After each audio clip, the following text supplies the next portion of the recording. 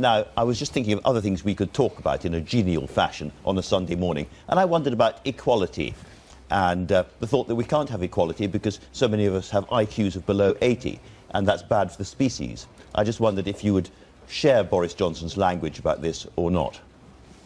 Well, I wouldn't have put it like that. I think you probably would. I don't agree with everything he said. What I think there is actually increasingly common agreement across the political spectrum is you can't achieve equality of outcome, but you should be able to achieve equality of opportunity. You should give everyone, wherever they come from, the best chance, and actually education, I think, is the absolute key to this. And he was also saying, bring back grammar schools. Actually, whatever their critics, back in the 1950s, through the grammar school system, more kids from poor backgrounds came to the top of different jobs and professions than do now.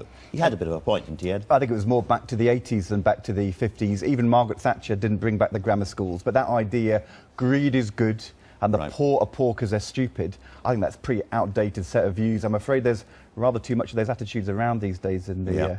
in politics. OK. And speaking about greed is good, are you disturbed, stroke, outraged, stroke, relaxed about some of the bankers' bonuses we're now seeing again, including at RBS, which is owned by the government? Well, one of the reasons we actually know about these £1 million bonuses, which have been in the news, is because the government now requires the banks to publish that information. So it's not as if these bonuses weren't being paid before. And in fact, bonuses overall are 80% lower than when Ed was in the Treasury. But I'm clear that the banking system is part of society, needs to take account of the climate and the world we're in.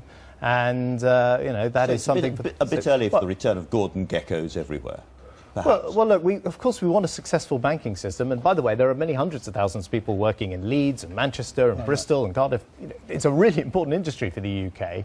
But look, we are making the banking system safer, because ultimately what's absolutely essential is that when the banking system or a bank fails, it's not the British taxpayer who steps in, and actually with the co-op, which is a very sad story, the British taxpayer is not having to step in. Mr. Balls, yes.